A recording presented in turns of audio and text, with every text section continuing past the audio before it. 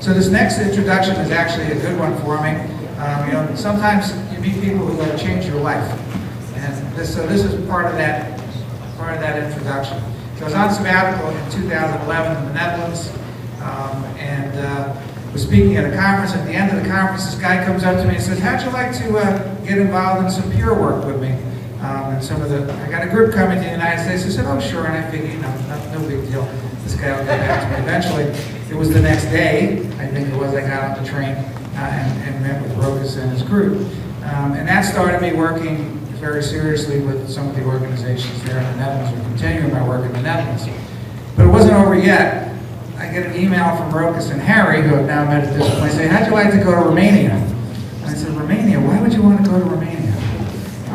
And long story short, we landed up in a snowstorm in the middle of Bucharest in a van, taking care of homeless people with our friends from Centre Social in Bucharest. And as a result of all of that, I've been lucky enough to have 2 research fellows with me from Romania. So sometimes you shouldn't say yes to things because you never know how this is going to go.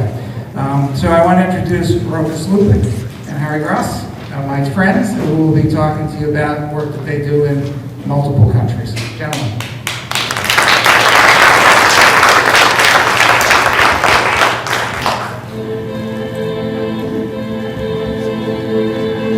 I am part of a lost generation, and I refuse to believe that I can change the world. I realize this may be a shock, but happiness comes from within is a lie.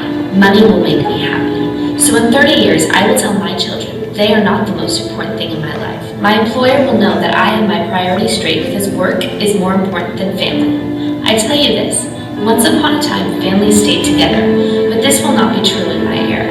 This is a quick fix society. Experts tell me 30 years from now, I will be celebrating the 10th anniversary of my divorce.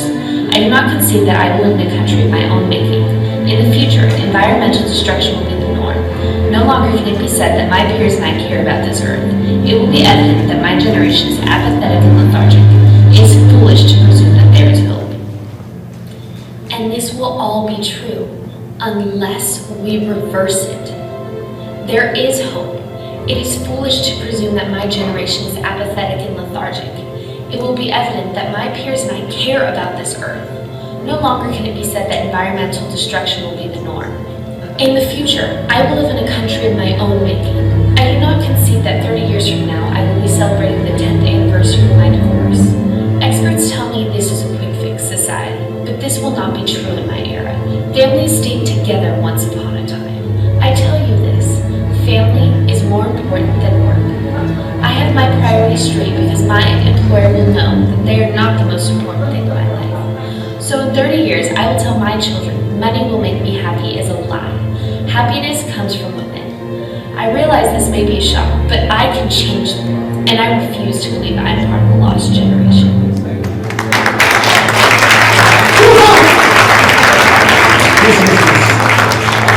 Good afternoon, Albany. Thanks, Rich and Lorraine, for getting us over here. It's very special to us. We have a group of 15 people. Most of them came here for the first time. You saw this video. Harry and I are all about reframing whatever people offer us, saying that they have a problem. We try to challenge this problem.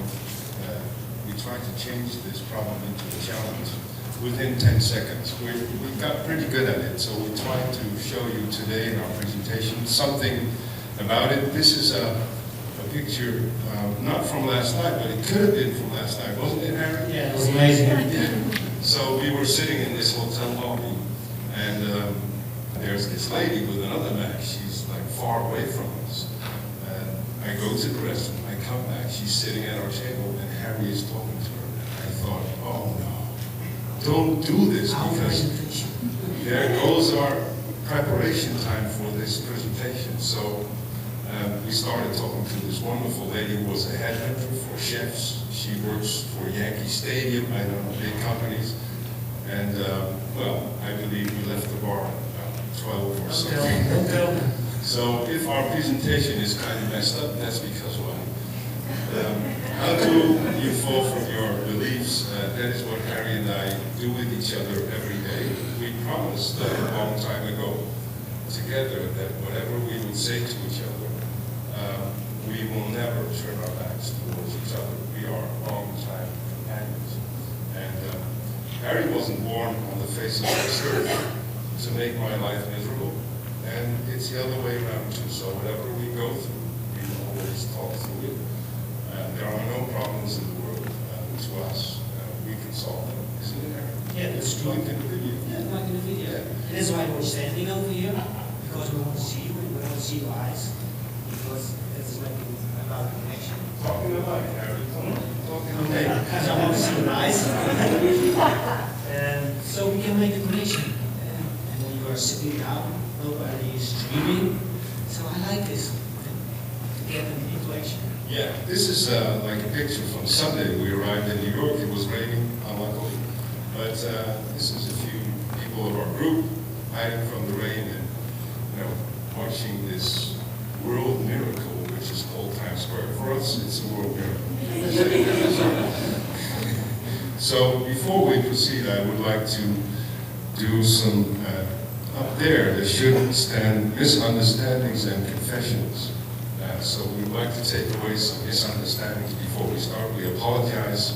Maybe we're going to say some stuff that doesn't live up to your imagination, but again, we were not born to the face of this earth to make your life miserable. So we don't know you. We hope to know you, to get to know you a little bit better these 2 days. But Actually, you want to rent a car.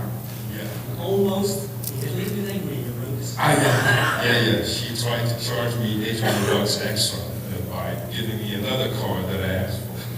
Okay. Yeah, that's what they warned us for Hertz. When you get you want the car you reserve, they'll want to give you another car which is more expensive. Okay, everything coming from New York and the Netherlands is very okay. That's not true. A lot of bad stuff comes from America, but Americans tend to think that Europeans or Dutch people, they live in heaven. It's not true. If you're homeless in Amsterdam and homeless in New York, you feel miserable the same amount of, it's the same. Although things might be better in our country, you feel as miserable as being homeless in Bucharest, New York, or Amsterdam. There's no difference in the emotion that people go through. We know what recovery is all about. We don't know that. We never stigmatize. We do it too. We self-stigmatize. We have learned that recovery takes a lifetime, and it's for us the same, I guess. Yes, I'm stigmatized because I hear also voices here, always. I'm wrong, I'm doing. Yes. This little voice that started talking to us last night while we were working, and this voice was telling me, don't put on this cap, it's going to make you look silly before the audience. And you just passed your exam because you had to do your maths, redo your maths exam. And I only passed it because of the head teacher of this school was a friend of my mother. He came into the exam place and told us that it's 10 o'clock. I'm going to get some coffee downstairs. I'll be back at 10:15. And in these 50 minutes, I wrote everything down. My neighbor wrote down. That's how I passed my exam. And the guy knew that if I would have failed, I probably would have ended up in jail or something. But he was one of my gurus. We fully recovered. That's not true too. We are cynical. That's not true. We're very positive, Harry. Always very good. Interruption is not allowed. It is allowed. We have the best job in the Netherlands. Not true too. We have the best job in the world. Tell you more about it. The average age of a man in Holland is 58. It's not true. 78. In fact, we are 58. And if the average age is 78, we have 20 years to go. So no time to waste. Let's go on. We never correct. We do that. And that's a terrible thing. Correcting today is not allowed. Correcting, that's allowed. Restrooms for personnel are very okay. I was in Norway last Friday, and I visited a great ward with a staff that was wonderful. They were treating people with early psychosis, and they were pretty positive about their ward and how they managed to create a program that was really into recovery. And one of the peers walked me around, and I got them on one serious thing. They had a restaurant for personnel. And in fact, if you do that, indirectly you will tell your clients who are admitted to this ward that you stop being you. That this restroom for personnel is not yours. And the restroom you use it very unhygienically. It's a mess. And so, you know, I know this wonderful lady in New York, her name is Ellen Baxter. She created this housing program. She has 7 buildings, 250 people live there. Half of them are low income, the other half are people with multiple challenges. And when she started out, she asked the staff to put up signs, you know, to make people know where they're going. When they did it, they asked them to take them off. And she replaced the signs by putting artwork in there. So when you enter the building, you only see paintings, and beautiful ones too. And she located a kindergarten in the basement of these buildings and invited people in the neighborhood to bring their kids over there. And it's a cool program because when you're standing in front of this building, you don't know where you are. It could be just an apartment building. Nobody knows who lives there. You know, people are equal. And every floor has a tenant. Is that the name? Tenant? That takes care of garbage that's been in front of the door, take it away. Superintendent. Okay, thanks. So he's now in Kotor. We're going to talk a little about, recovery, but also the countries Harry and I go to. And we visit a lot of countries, but 2 of them are Moldova and Montenegro. That is where we train hospital staff how to do outreach work. You know, they're into discharging clients from the hellholes where they're staying to the villages. And we are teaching these nurses how to do house calls. It's pretty cool. Kotor is a very beautiful place. I got some pictures. Yeah, they call it the land behind God's back because he lost some stones. And I like your sentence that you say, I found an interesting place in Ghana, and we find also an interesting place in Ghana. So, but we're going to talk about that. Yeah. You can win prizes, that's not true too. You can win prizes today. Beautiful prizes. Yeah, what are the prizes, Harry? Okay, flowers over there. Flowers? That's flowers, like tulips? Yeah, Okay. and some souvenirs. Souvenirs too, Okay. like wooden shoes and Yes. stuff. Wow, that's great. So, You feel it here. yeah, they want it, I know. And the way you can win it is, in our group of 15 people, we have a couple of special people. And there's Suzanne, who's up here, and here's Martin. And if you're going to ask them a question that hits them like a virtual brick, you might be winning these prizes, you know, cap or tulips, flowers, or wooden shoes, the plucks. And they're going to decide if it's a question that really makes them, you know, go on in their recovery. Is that okay, Suzanne? Good. Martin? Good too? Okay. We have some more misunderstandings. We should not bring money and knowledge to the poorest country in the world, which is Moldova. This is not true too. We should bring our money and our knowledge there, because what happens is that when people live in this country, they are really eager to learn. You know, they go to university, they get their degrees in psychiatry, psychology, engineering, whatever, headhunting, and once they get these degrees, they get out of that country very quickly. They move to Paris, they move to the Netherlands, they move to Germany to make money because they can't make money in their country. And I think we could solve a lot of the problems in the world if we would bring the money we have too much to these countries so that they don't have to leave it and stay there. Montenegrins are different than Moldovans because they live in heaven. Talking about environments, they are staying there. They will never leave Montenegro because it's so beautiful. We'll show you some pictures later. Moldova is a different story. Moldova is the poorest country in Europe. The United United States of Europe is a strong entity. I hope you follow the news about all the refugees coming from Syria and what happens to Europe, that we can't find a way to create this United States of Europe. We're all islands in this part of the world, and we're dealing with this problem in totally different ways. So our opinion, to Harry, my opinion, we think borders don't exist. Even money doesn't exist. It's a piece of paper which we gave some value. And in fact, most of the things we see are not what it is. I saw this program with this Dutch famous TV presenter. She was on a boat going through Istanbul on the Bosporus, which is a river there. And she was telling the viewers of this program that on the left side it was Europe, and on the right side it was Asia. The only thing I could think was, what a bullshit story.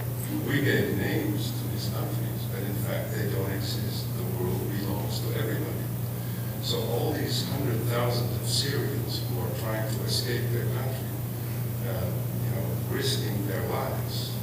At this moment, people are drowning in the seas in the south of Europe, trying to get to Italy, to Greece, to Spain.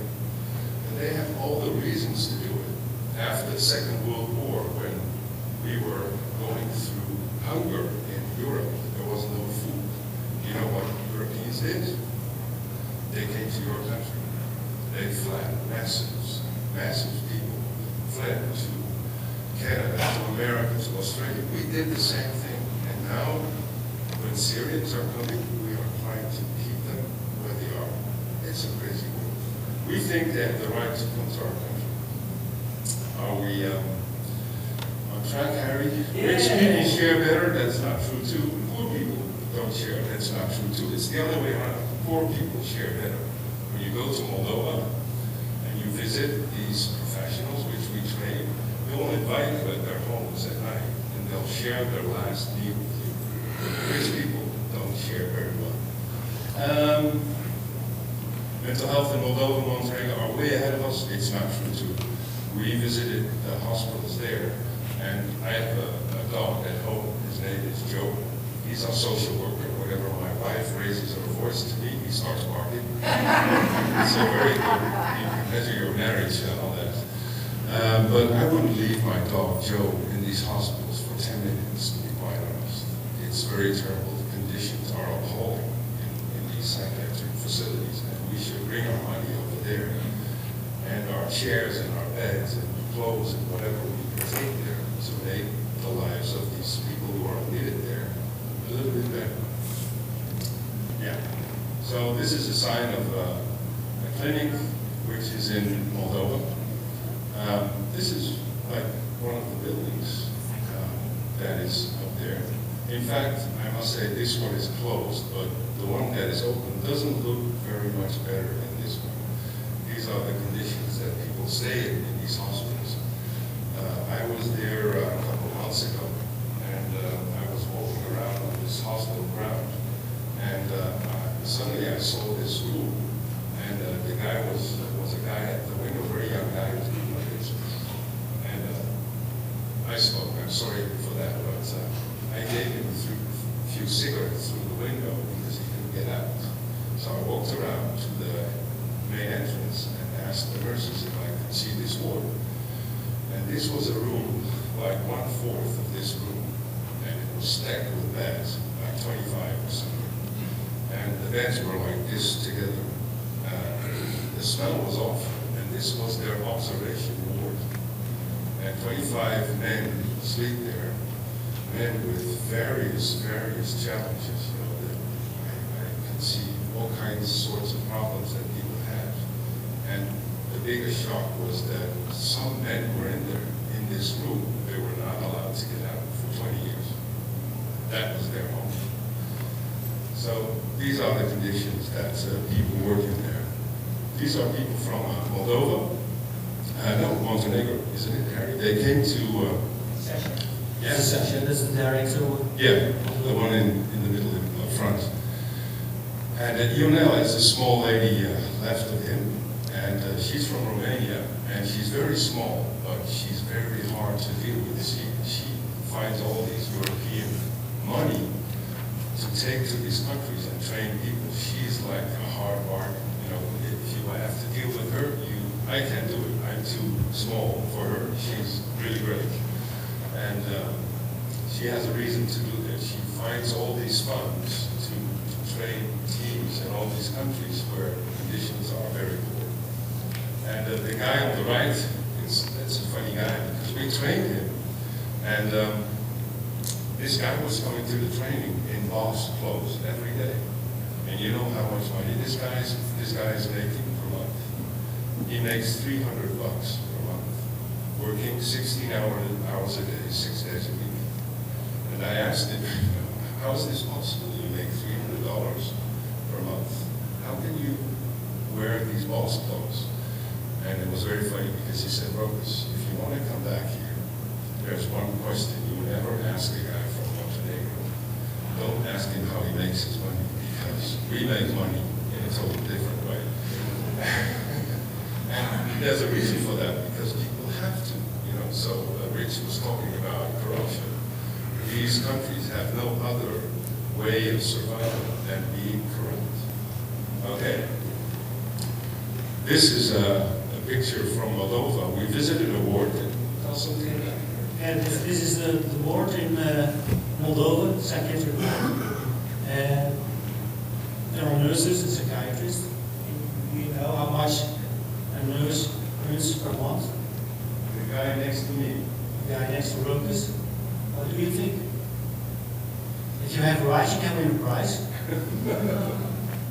Okay, I shall tell you. But it's $50.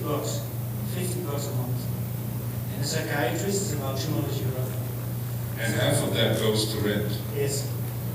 And they're living together with all families. Yeah. And still, these people manage to look at their clients in a very loving way.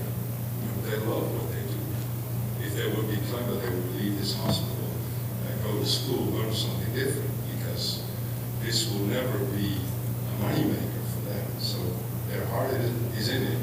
They'll share their last meal with you. And people have a reason to do this work. And this ward was also existing of 6, maybe 8 separate rooms with 8 beds in it. And these men were never allowed to leave this room.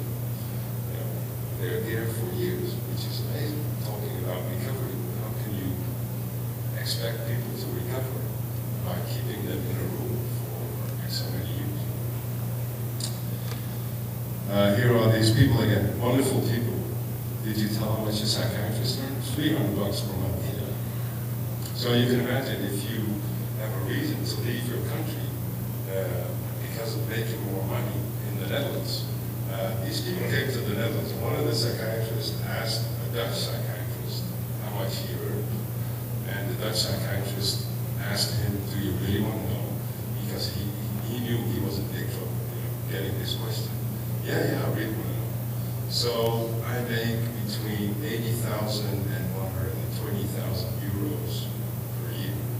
And the guy almost fainted. He said, well, is there any vacancy? He said, imagine that.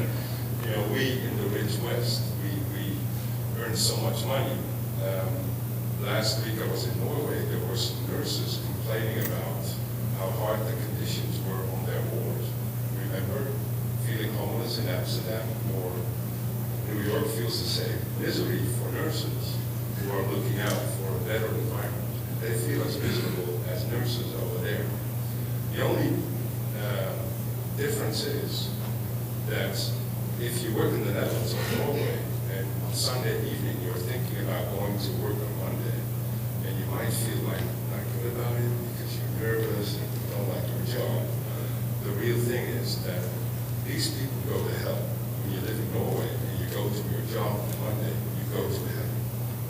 Because it's the best place you can ever work. So, and it changed their perception. I showed these pictures to them. And they were kind of, their face went red. And these Norwegian nurses.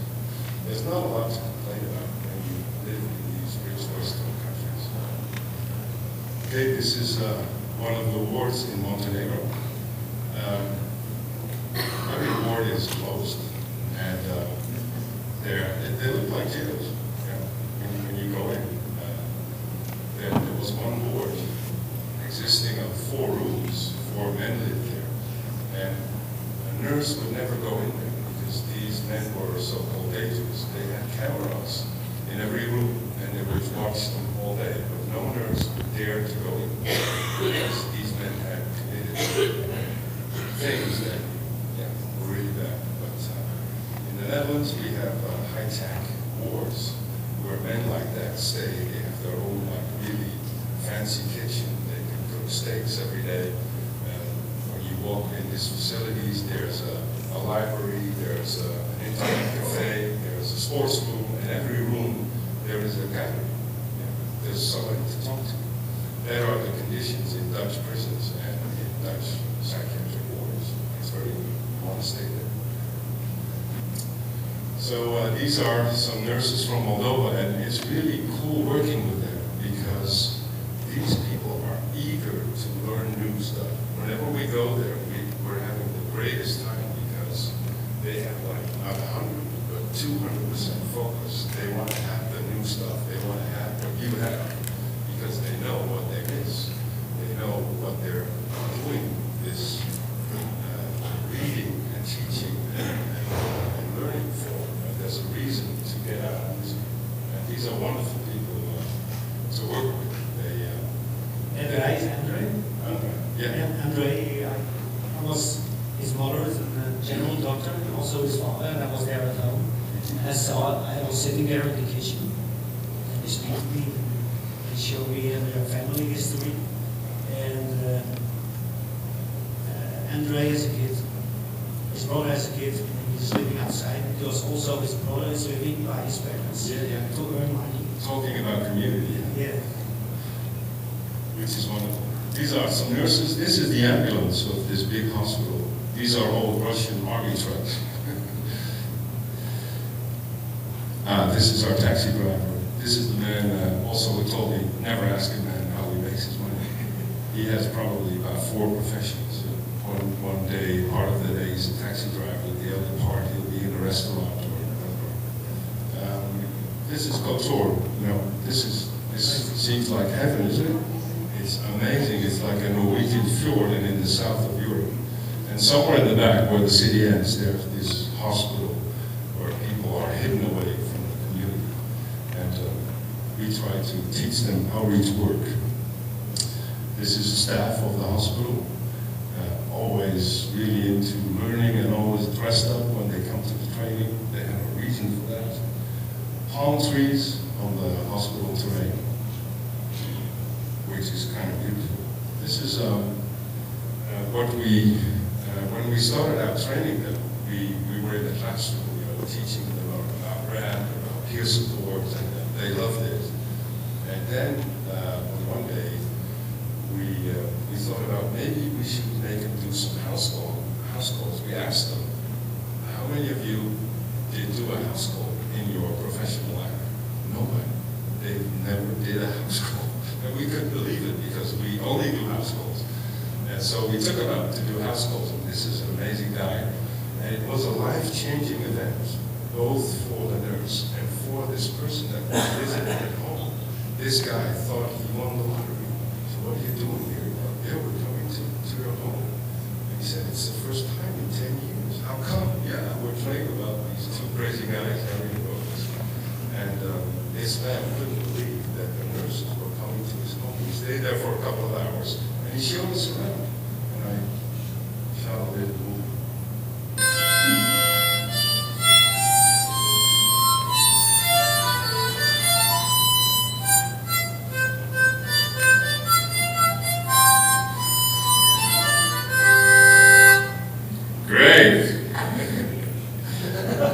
He showed us everything in his house, his gadgets. It was really cool.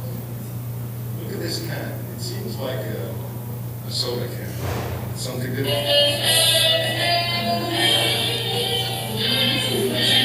It was very nice, beautiful. Yes. Yeah, for a car, for USB, for earphones. For us.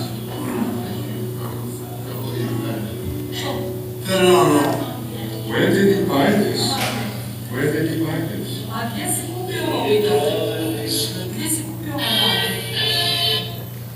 Okay, we gave them some assignments during the training, and we asked them to tell their own recovery story or tell the story of a client they really loved. And the guy in the boss clothes, he was very clever, and he came up with this guy who was a client in the hospital.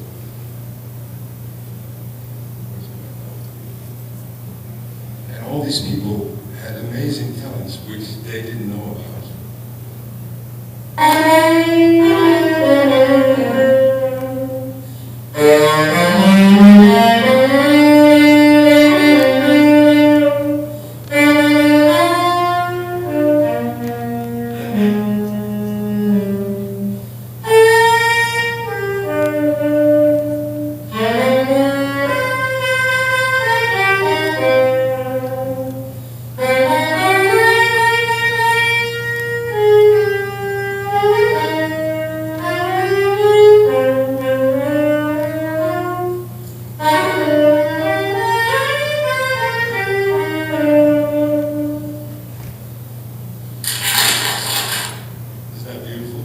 Dressed up for the occasion to play this song for all these nurses who work there. Harry, who's this? What is this?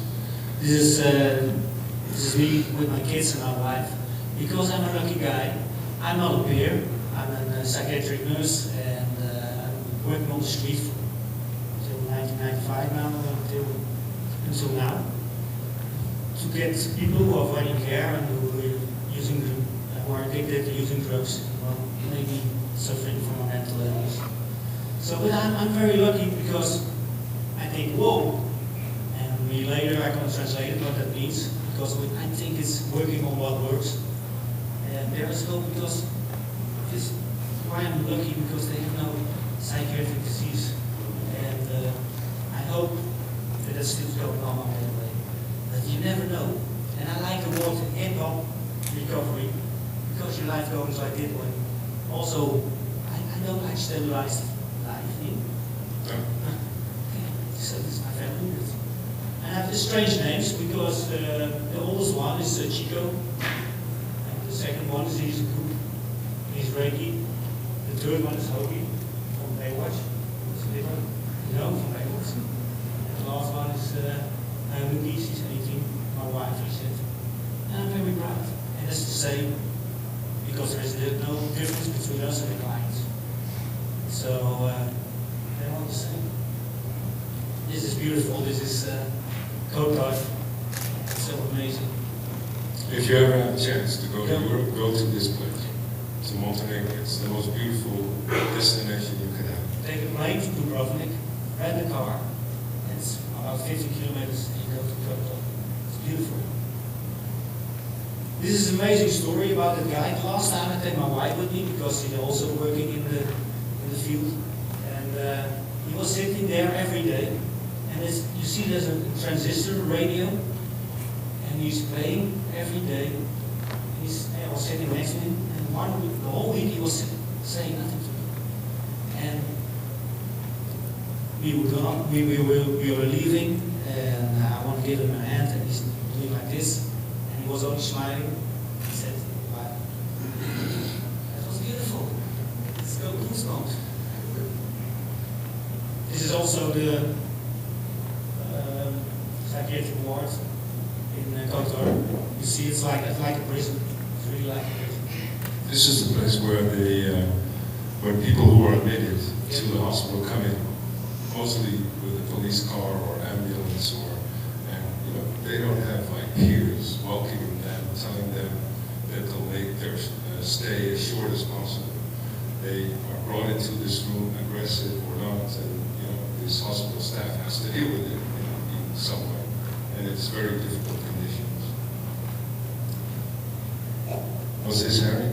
This is in Moldova, and you see this is the normal streets in Moldova. They buy clothes on the street because they haven't had money. When you are there, an old lady or an old woman, and you're retired, you get 100 lei, that's €5 a month. So they are sitting and begging because they get more money with begging. That's your retirement. Yeah. €5 a month. Yes. please want a job, and you still tell them already, they want to go abroad. They want to go to Europe. So this was Jelena's first house call, because I'm a practical guy, and I think we speak too much in psychiatry, really. And we have to feel it. You have to feel it in your body and in your intuition. And we're only talking about the office, that's not good, I think.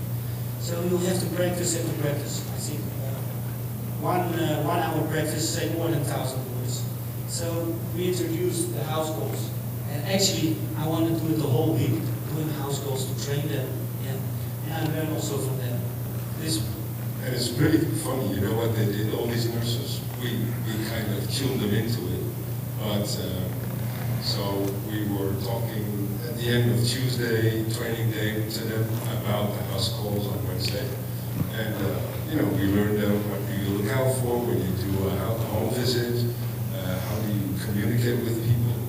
And the next morning they showed up. They showed up with flowers, with presents. I don't know what to give to these clients, which is wonderful. It's reminded me of, why not, when you do a house call, bring a present? Is that something stupid? No, it's really cool how to create motivation for people who are not into treatment. That is giving them what they want.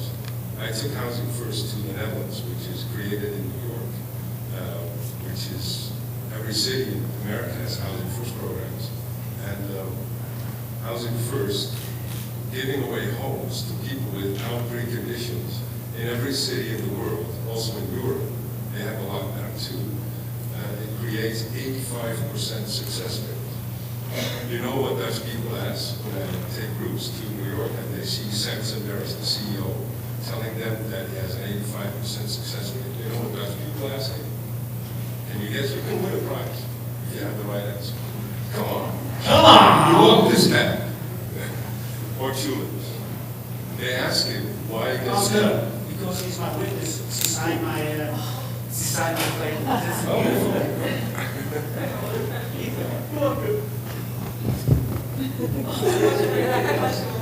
What do they ask? Can you guess? Well, that's a good question, but it's not what they ask. Yeah, she's the first one to. Yeah. No, they ask him why doesn't it work for 15%. That is what welfare in the Netherlands does to your brain. You know, when you have too much money, you ask these silly questions. So he asked them, so tell me, you paid this guy Rokus a lot of money to take him to America. Oh, look at that, that's good. Are they real parents? Or, No. Oh, artificial.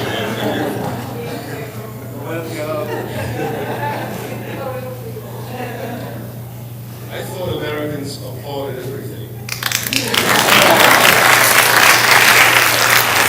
It's my book, so I take it applaud every achievement. Come on, it's about recovery. I'm sorry for that. Yeah, so 85% success rate. You know, living in a rich country makes you ask silly questions. So he asks me, Rokus, these people that pay you a lot of money to get you to take them to New York. I tell them I'm a successful guy and they want to know about my failure. They fly 6,000 miles to get over here. What is this silly country? Where do you come from? And that is sometimes what happens when you have too much money. You look at things from the dark side, and when you look from the perspective of clients and you want to create motivation, we think you should give them what they ask for. So if people ask you for love, Celia, we should give them love. If we would ask them for a home, we should give them a home. If they ask for a bicycle, give them a bicycle. In my homeless team, when people would come in the winter, Harry does the same. We, despite the fact that we're not allowed by the CEO from our hospitals, we have a separate foundation. It's quite, we hide it a little. When a guy comes in bare feet, mid-winter, telling us he's cold, we will take him to the most expensive shoe shop and we tell him, choose a pair. Which do you want? And he walks out with a pair of $500 shoes. And I'll tell you, this guy is your friend forever. He will come back the next day. He will come back the day after. He will come back the week after, or the month, or the year. And if we want to really give them what they ask for. It is the clever thing to do. Don't offer them medication. I offer people for the first 20 years of outreach in Amsterdam, I offered them medication on a Friday afternoon, 5 minutes to 5, just before we close. And most clients would swear at me, said, "What are you doing? You're giving me medication. The medication, it makes me go into this twilight zone. So if I go into this twilight zone, other homeless people steal my backpack. And you're offering me medication? Are you like a fascist guy? How can you do that?" And he was right. I didn't listen well. If I would have listened well, I would have given him money to go sleep in a hotel, which is clever. Oh, geez, I drifted off. Reframing, I had this other situation. This nurse comes up to me about housing first client. They housed this person, and this housing first client, he got into his home, and a couple of months after that, she went to visit him, and apart from him, there were 6 other people in this home. He rented out bedrooms to other homeless people. And she told me, we should call police, because this guy is like a fraud. He's making money over our backs, over other homeless people. And I told her, I told her, he's a businessman. You should give him a job as a manager at the Salvation Army. He knows how to run a shelter. Why convict him?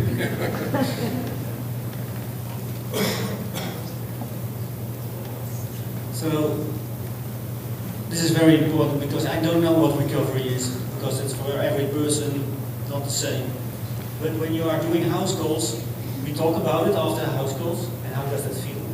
And she's standing here, and look at her body language. She didn't know, geez, what's happening over here? So she said, okay, this is persistence, perseverance, okay. These are slides I got from a training which I attended myself.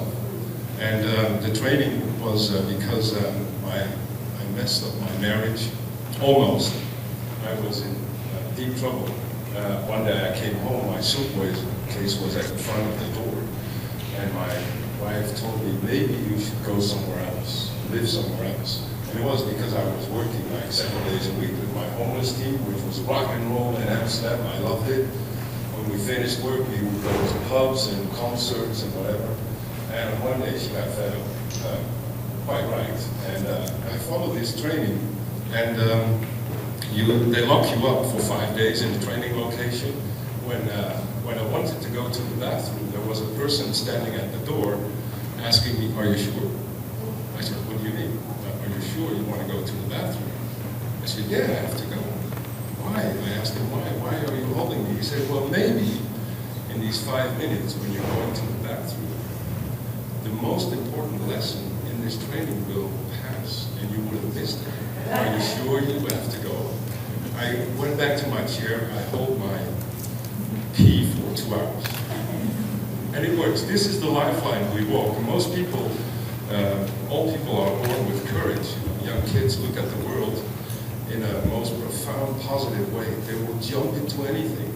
And this is where we died somewhere. I printed a old band. And on this lifeline, we go through like events. Hopefully they're positive events, but we know all, we heard today, that a lot of people go through negative events. Events that really stick to your brain and stay with you for the rest of your life. And sometimes these events come together in what you call concepts or lists or symbols, values, and it's all because of people really feel hurt. And when you're confronted with a new experience, most people who went through trauma will react to this trauma according to their traumas they went through. So it brings them back to the trash can of their life. And it makes them feel hopeless. It makes them feel like desperate. It makes them feel unable to change whatever happened in their life. It makes them also, I accused my parents for years for the fact that they messed up their marriage. And that because of that, I couldn't cope with school. I had to write everything down from my neighbor. I couldn't concentrate at school. I was only thinking about traveling the world. I hated school. I hated the head teacher. although he saved my ass in the end.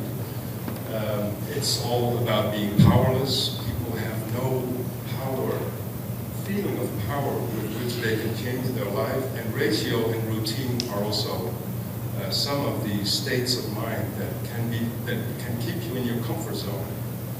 I'm working with a famous presenter in the Netherlands now, and we're making a TV program which is not housing first but money first. We gave 5 homeless people in Amsterdam a bank pass with 10,000 euros on it, and we're following them with a camera. And guess what? Like housing first, 80% of people who are offered that amount of money do wise things with the money. They do things despite addiction, despite all psychiatric challenges. They do the right thing. So what Harry and I do with everything we do, with our trips, with our trainings, we try to give people a life event that is so overwhelmingly positive that the only perspective they have, they can develop, is something good. So these 15 people, we promise them that when we are about to hit the plane on Monday, they want to stay. They don't want to go home. They want to become American. You know, that is what we aim for with doing these trips. And I have to thank the speakers before us and the audience here, because up till now, and you could ask Suzanne, you could ask Martin what they went through. It's a positive experience. Yesterday at People Link, you can't imagine what you gave to this group. You changed their perception on their own trauma, on other people's trauma, and what you can do about it. And it's a powerful thing. It is, I think, what we should offer people. We can never erase the past, and we can never look in the future because it's very uncertain, but at least we can, in the here and now, we could give people an experience that is so positive, that is so of being a human, of creating connection and community. And I think whatever we should do every day, we should aim for what most people call impossible. And then we can create growth, create new lifelines, which is all about responsibility, about thinking about solutions, showing initiative, being powerful, being human. Don't talk about hopeless, use other words. Hopeless means really you're unaware of opportunities. If you're antisocial, you're starting to learn to think for yourself. If you're manic, you're just having high expectations of yourself, which is much nicer. If a psychiatrist would say that to me, I would love the guy, I would kiss him. I'll use your medication, whatever. This is what we try to do. I hope you liked our presentation. Questions?